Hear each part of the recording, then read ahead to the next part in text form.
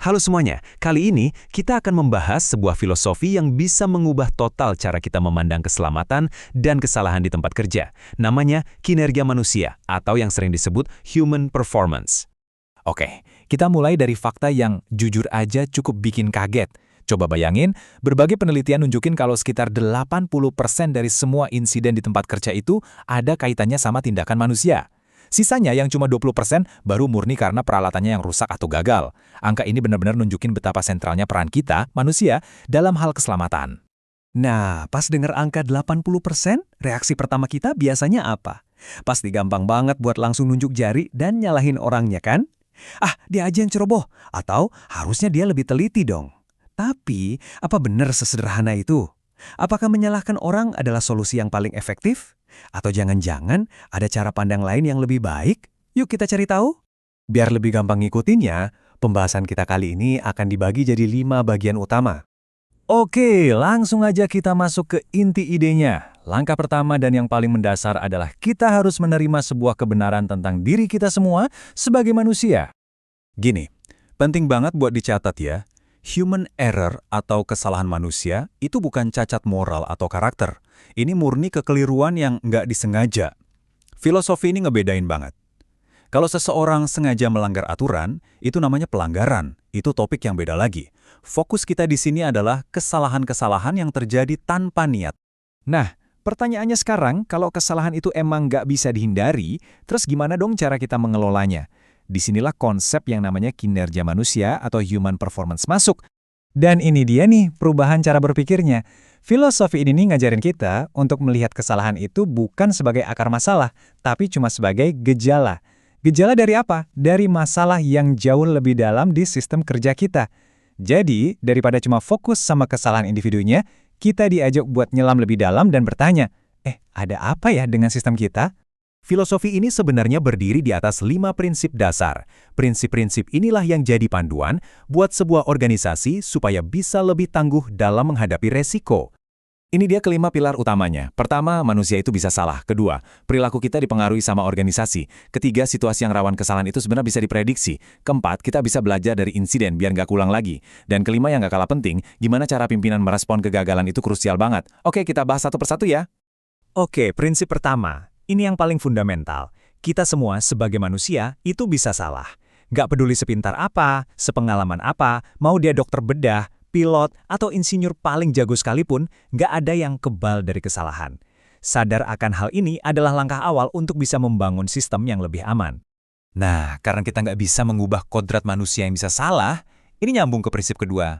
Ada kutipan bagus nih, kamu nggak bisa mengubah kondisi manusia, tapi kamu bisa mengubah kondisi tempat mereka bekerja.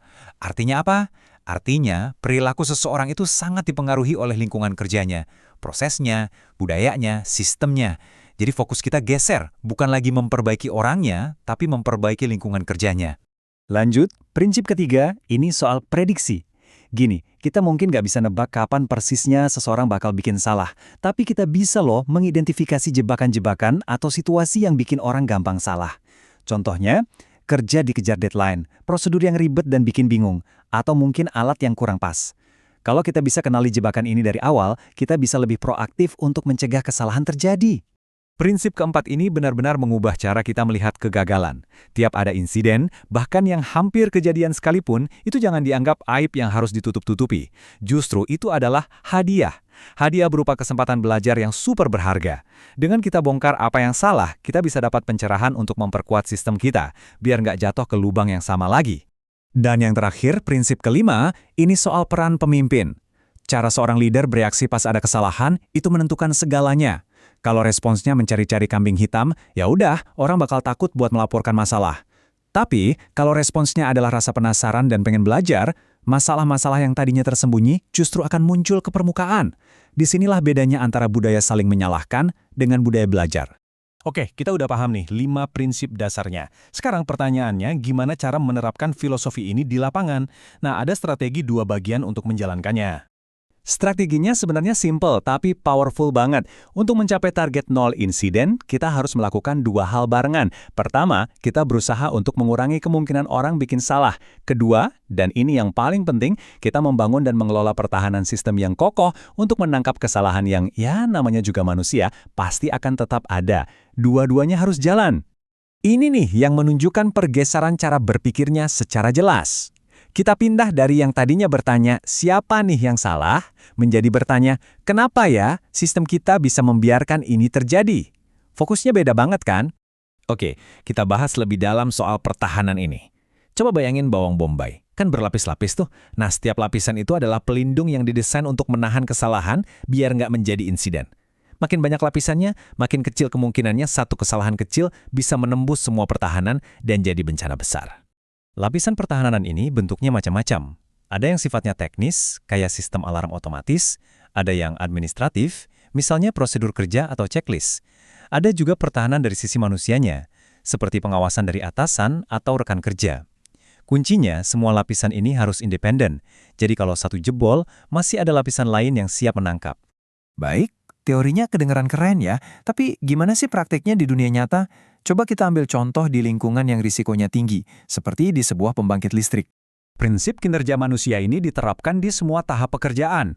Jadi, sebelum kerjaan dimulai, ada briefing, ada perencanaan untuk mengantisipasi resiko, terus selama kerjaan lagi jalan, semua orang harus sadar sama situasi sekitar, ada pengawasan juga.